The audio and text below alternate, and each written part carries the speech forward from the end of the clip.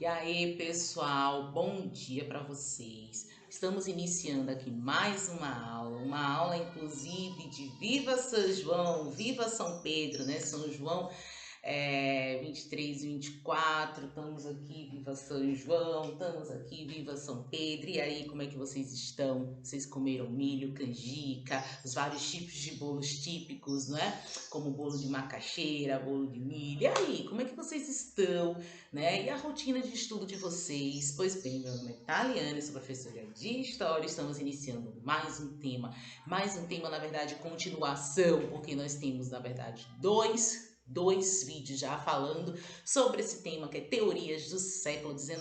Nós já falamos nos outros vídeos sobre a questão do liberalismo econômico, que o liberalismo econômico nós podemos dizer que na verdade seria a raiz aí, né, do capitalismo, uma coisa está ligada à outra.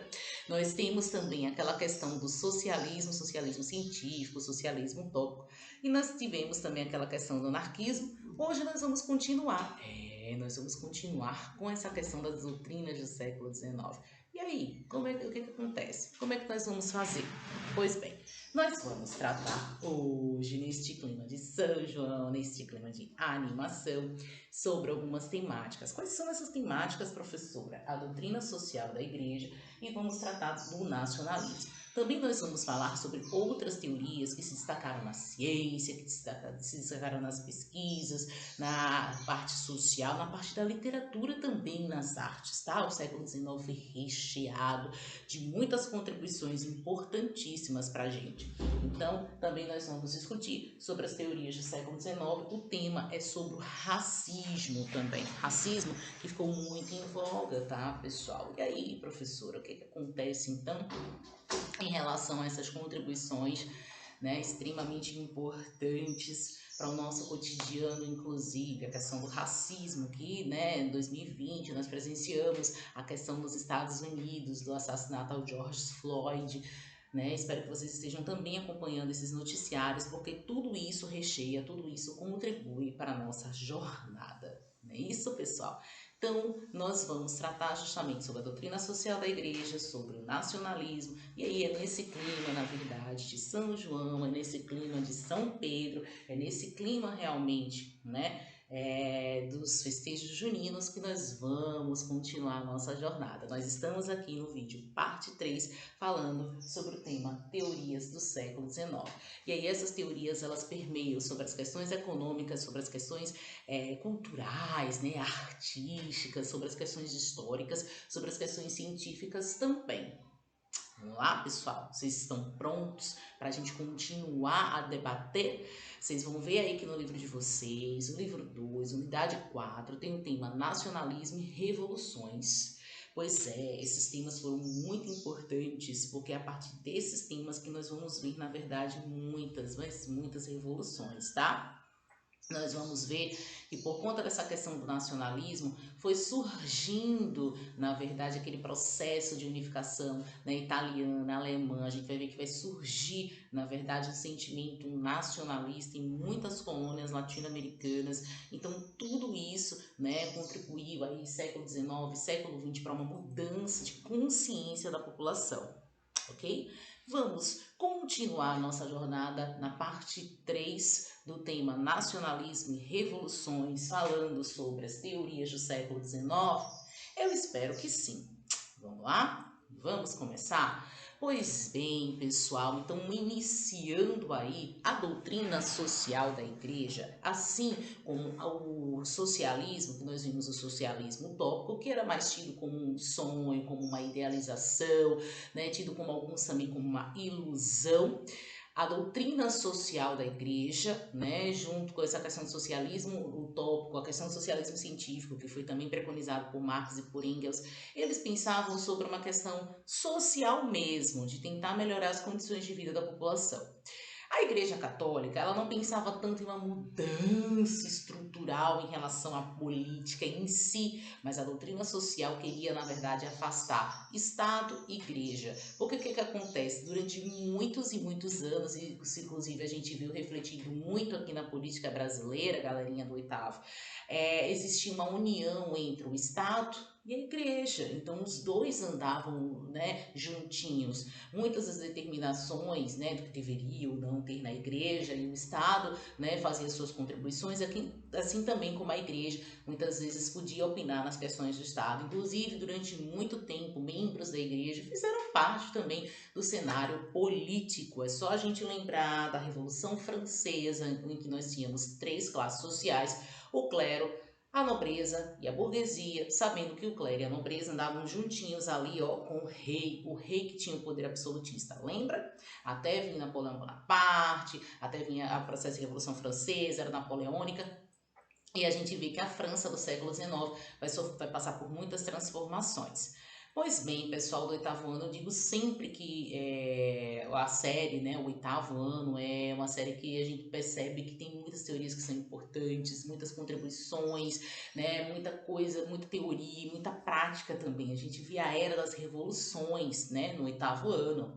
Diga-se de passagem, tema muito importante, né? Revolução Francesa, independência dos Estados Unidos, a Revolução Industrial e a Revolução Francesa foram duas revoluções que mudaram muito o cenário, a cara do mundo. Então, a doutrina social, né, democrata, um dos principais líderes, né, o von Kenneler, ele pensava justamente isso, na separação entre Estado e Igreja, e a Igreja atuar mais na parte social, né, contribuindo para diminuir as desigualdades, contribuindo para que as condições de vida da população mais pobre fosse atendida. Então, além dessa doutrina social-democrata que vai se unir ao socialismo científico utópico e ao anarquismo, porque eles pensavam sim em diminuir as desigualdades sociais, eles pensavam numa melhoria, né, das condições de vida da população. Essa doutrina social-democrata de membros, líderes da igreja, fazendo trabalhos sociais, atuando diretamente com a população, eles tinham, né, não assim, uma ideia de transformação total da sociedade, mas como eu falei, eles queriam fazer uma separação entre Estado e Igreja. E o nosso outro conceito também extremamente importante da aula de hoje, para que nós possamos continuar os nossos estudos falando sobre as teorias do século XIX, é justamente a questão do nacionalismo. Vou pegar aqui um livrinho que nós consideramos como a Carta Magna, não é? De um Estado democrático de direito, de um Estado republicano, que assegura aí a questão do nacionalismo, que é a Constituição. Essa é a minha Constituição, né? A nossa Constituição brasileira, ela segue a nossa Carta Magna, ela está em vigor até hoje, é justamente a Constituição que foi outorgada em 5 de outubro de 1988, tá? Vou só colocar aqui um pouquinho para que vocês possam ver. Essa Carta Magna, a nossa Constituição brasileira, ela declara justamente, né, que nós nos constituímos em um Estado republicano, em um Estado democrático de direito. Aqui tem os direitos e os deveres dos cidadãos, não só dos cidadãos, mas todos aqueles que nos representam, porque na própria Constituição ele fala, né, que os poderes eles são harmônicos entre si, independentes, mas harmônicos, né? O executivo, o legislativo e o judiciário. Então ele fala aqui na Carta Magna todos os direitos e deveres dos cidadãos. E aí cidadãos enquanto um todo. Por que eu peguei essa Constituição, pessoal? Para ilustrar exatamente para vocês que o tema nacionalismo, que vai falar sobre a nação, tem justamente as definições aqui na Constituição. Hino, bandeira, né? A defesa de um território, ter a mesma língua, ter a cultura parecida, religião parecida, normas através da Constituição. Todos esses são elementos que garantem o que? O nosso nacionalismo. São elementos que garantem o nosso nacionalismo. Então, na nossa Constituição, inclusive, ele tem uma partezinha aqui que é muito importante, que eu queria ler para vocês, que é o que a gente chama de preâmbulo. No preâmbulo ele já coloca muito do que a gente estudou no iluminismo, lembram disso? A gente estava estudando, né, presencial. E aí ele vai falar justamente características que são importantes no Estado Democrático de Direito, características muito importantes para a defesa do nacionalismo. Nós, representantes do povo brasileiro, reunidos em Assembleia Nacional Constituinte para instituir um Estado democrático destinado a assegurar o exercício dos direitos sociais e individuais, a liberdade, a segurança, o bem-estar, o desenvolvimento, a igualdade e a justiça como valores supremos de uma sociedade fraterna, pluralista e sem preconceitos, fundada na harmonia social e comprometida na ordem interna e internacional, com a solução pacífica das controvérsias, promulgamos, sob a proteção de Deus, a seguinte Constituição da República Federativa do Brasil. República Federativa do Brasil. Isso segura a questão de um nacionalismo. O que nós estamos comemorando? Nós estamos em meio ao quê? Às festas juninas. Nós estamos, né, no mês de junho, nesse período entre São João e São Pedro, que eu até tentei dar uma lembradinha aqui para vocês, né, do nosso período, que para mim é um dos períodos mais empolgantes mesmo, galera do oitavo ano. A gente percebe que realmente, sabe, quando tá tudo, isso tudo vai passar, né, mas quando tá tudo assim normal, tem as bandeirinhas, tem as comidas típicas, tem as danças, tem as quadrilhas, caramba, quanta coisa legal, né? Então, aí já é um traço, na verdade, de nacionalismo. O nacionalismo envolve isso, a língua falada, né, a questão da cultura, o mesmo, né, a questão do idioma que eu já tinha falado, a religião, enfim, todos esses são traços extremamente importantes para que a gente possa entender o nacionalismo. Então, no período do século XIX, a gente percebe que, na verdade, existe sim essa união das nações. Por exemplo, no pós-Revolução Francesa, o povo francês dizendo: nós, o povo francês, vamos lutar, né, vamos assegurar os direitos e deveres da nossa Constituição, nós vamos lutar para poder defender o nosso nacionalismo. Interessante.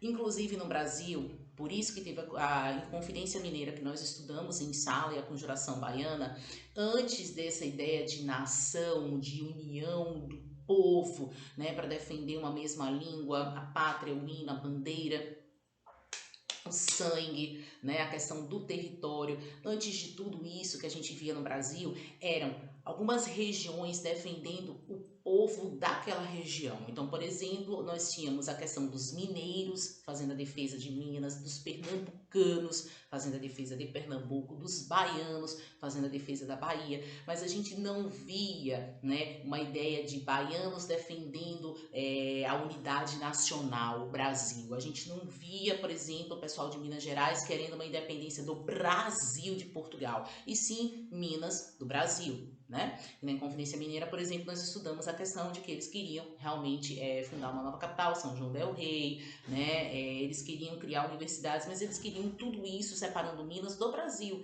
Então é como se, na verdade, não existisse ainda um ideal de nacionalismo, mas a partir do século XIX a gente vai perceber que o quadro vai virar. Não só no Brasil, mas em várias partes do mundo. Tanto é que na Alemanha, que a gente vai estudar o processo de unificação alemã, né, existiam vários condados, vários reinadozinhos, né, bem parecido com aquela ideia lá do primeiro império, do Sacro Império Romano Germânico. E aí, na verdade, a partir de Bismarck, que eu vou falar melhor para vocês, quem foi o Otto von Bismarck, né, que a gente vai perceber a unificação. Assim como na Itália, nós tínhamos a Itália do Norte, Central, Sul, né, Vítor Emanuel governando a parte norte. Então a gente via na verdade, partes desintegradas, mas a partir da ideia de nação, de um povo defendendo o seu território, sua cultura, sua língua, né, defendendo direitos e deveres uníssonos de forma geral, em termos de nação, a gente vai perceber também o processo de unificação italiana. Algumas nações, como já tinha falado para vocês, como a França, por exemplo, saíram um pouco na frente em relação a esse processo, mas outras nações não. Que coisa, né, pessoal? Mas então, nacionalismo tem justamente essa ideia de defesa de território, de defesa da nação, mas de todos que vivem naquela nação. Por isso que a gente vai ver aquele nascimento de uma ideia de patriotismo. Inclusive, depois, ao longo do século XX, a gente vai ver aquela coisa exacerbada até de ufanismo, que é um ultranacionalismo, que é uma defesa exagerada, né, do povo. Que constitui aquela nação. Então, tanto que a gente vai ver, né, aquela questão da ideia de nação, da ideia de Estado, né, por isso que eu falei aqui na Constituição sobre o Estado Democrático de Direito. Então, nós vamos ver um conjunto de transformações surgindo a partir do século XIX. Por quê? Porque nós já tínhamos algumas teorias relacionadas ao processo econômico, ao processo político, mas e aí? E como é que fica realmente essas regiões? Como é que vai ficar a Inglaterra? Como é que vai ficar a França? Como é que fica Portugal, como é que fica Espanha. Como é que surge essa ideia de nação? Na verdade, a ideia de nação vocês estudam lá no 7º ano, que surge na transição do feudalismo para o capitalismo, a transição da Idade Média para a Idade Moderna, naquela questão do surgimento das monarquias nacionais. Então, na verdade, para a França, para a Espanha, para Portugal e Inglaterra, os processos de, enquanto constituição de nação, em primeiro caso, foi mais fácil. Já no caso das colônias, né, destas metrópoles, inclusive, foi um processo um pouco mais demorado, porque, na verdade, eles sofreram processos de dominação, aquela questão de um povo, né, mais forte, né, pelo menos naquele ideário eurocentrista, que foi passado durante muitos anos na história pra gente, tinha essa falsa ideia, né, de povo fraco, forte, superior e inferior, e que continuou, inclusive, no século XIX, que é uma das temáticas que a gente vai começar aqui, mas que a gente vai desenvolver, né, ao longo da aula, das aulas, ao longo dos outros vídeos. Então, galera, em relação a nacionalismo, é justamente isso, né? A doutrina onde você vai assegurar, né, uma defesa de um povo que vive em um território, que tem a mesma língua, que tem costumes similares, religião similar, tradições similares. E aí é justamente essa defesa de um hino, de uma bandeira, né, defesa de patriotismo do povo neste território, com essas características semelhantes, com esse idioma semelhante, que vai indicar a ideia de nação. Bom, pessoal, junto com a ideia de nação, nós vamos perceber algumas teorias também que tem no livro de vocês, neste capítulo, falando sobre as questões sociais ainda. Então, nós vimos que teve toda uma transformação, né, no pensamento em relação às formas econômicas, ideológicas, na verdade, de configuração social, mas nós também vimos a tendência do darwinismo. O que foi o darwinismo?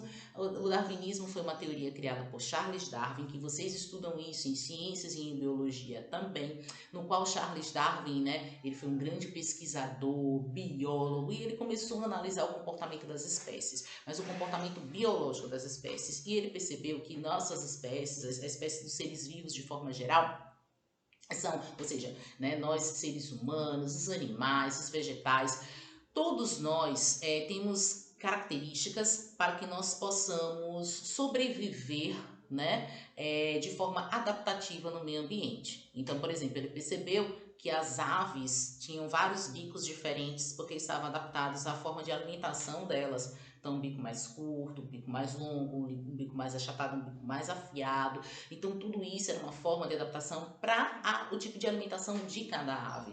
Outra coisa, os costumes em relação a verão, outono, inverno, primavera, né? Apesar das aves terem características semelhantes em termos de fenótipo, em termos biológicos, mas em termos de aparência, por exemplo, a pena, né? Os ossos pneumáticos mais levinhos, sacos aéreos, mas cada ave também tem uma forma, né, em relação ao voo, em relação à própria configuração da cobertura, né, da pele. Por quê? Porque também está muito relacionado à questão do clima, em relação à região de incidência. Então, Charles Darwin fez um catálogo imenso mostrando que espécies vegetais, espécies animais, elas estavam adaptadas ao meio ambiente. Só que, na verdade, existia uma questão da seleção natural. Os indivíduos mais fortes e mais aptos a sobreviver, eles realmente continuavam sobrevivendo no meio ambiente. Já os indivíduos que eram menos aptos, eles tinham dificuldade de sobreviver ou muitas vezes acabavam morrendo. Então ele fala que, na verdade, a vida, né, é uma seleção natural, né? Os indivíduos mais fortes acabam sobrevivendo.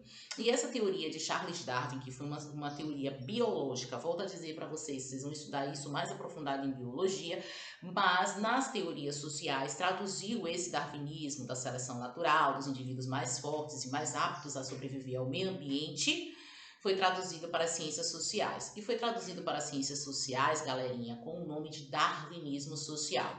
Pelo darwinismo social, no século XIX, existiam pessoas, né, nações que haviam nascido aptas para poder ser, como é que eu posso dizer assim, as dominadoras, por exemplo, os países europeus. E existiam outras nações, né, outros povos que nasceram, infelizmente, inferiores e que deveriam ter a salvação, que deveriam sofrer processos de civilização. Que processo de civilização seria esse? ter que reaprender questão de cultura, questão de língua. Isso nós vamos ver no outro vídeo. Olha como esse tema é interessante. Esse tema é tão interessante que não coube só em um vídeo falar sobre tudo, porque justamente o século XIX, ele sofreu grandes transformações. Eu fico assim realmente arrepiada. É um dos conteúdos mais empolgantes para a gente estudar, porque a gente percebe que teve um olhar muito amplo. E aí, em relação a esse darwinismo social, só para a gente fechar esse bloco, dizia o seguinte, que as nações inferiores, por exemplo, as nações, né,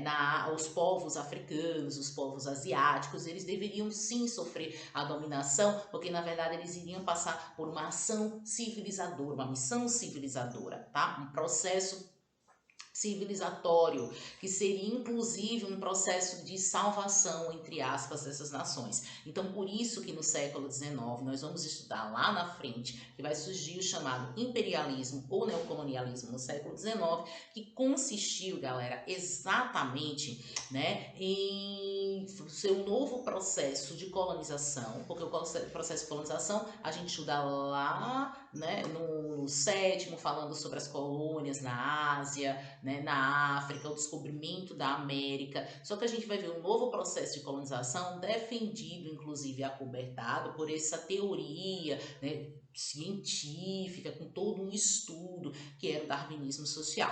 E aí, na verdade, vão ser muitas teorias, inclusive outras doutrinas, outras ciências vão surgir aí no século XIX também. Além da história, além da biologia, a gente vai ver o surgimento da antropologia, tá? Da sociologia, porque na verdade são novas doutrinas que vão analisar sistemicamente o comportamento social, vai analisar a sociedade, vai analisar o homem culturalmente inserido nessa sociedade. Interessante, né? Então nós vamos debater um pouco mais sobre o darwinismo social no outro vídeo e também nós vamos ver sobre o positivismo, nós vamos ver sobre o romantismo, que eu já adianto para vocês também que foi algo que contribuiu extremamente, muito importante, né? Eu tô com um dos livros aqui que foi realmente marco no século XIX, que marca o romantismo, que é de Victor Hugo, Os Miseráveis, já indico para vocês, né? E aí a gente vai ver que não só Victor Hugo, Lord Byron, mas outros, né, principalmente autores franceses vão se destacar no romantismo, mas também autores brasileiros, José de Alencar, por exemplo, vai ser um dos autores brasileiros que vão se destacar no romantismo, beleza? Então, por hora é isso, né? Vimos doutrina social, nacionalismo e darwinismo social, mas nós vamos aprofundar mais em relação ao darwinismo social e ao racismo no outro vídeo, na parte 4, que é quando a gente vai fechar para falar sobre essas teorias que foram extremamente importantes, mas não esqueçam, revisem, dê uma olhada no vídeo, mas além de dar uma olhada no vídeo, dá uma lida no livro, vamos fazer também as atividades do AVA, que eu vou deixar aberta para vocês. Do dia 19 já está aberto, na verdade, até o dia 30, né? Deem uma olhada, participem das lives, é importante a interação de vocês para que a gente possa, né, ter essa troca. Eu aqui, vocês daí, eu daqui. Tchau, pessoal. Até mais. Ó, vamos acompanhar as lives, ok?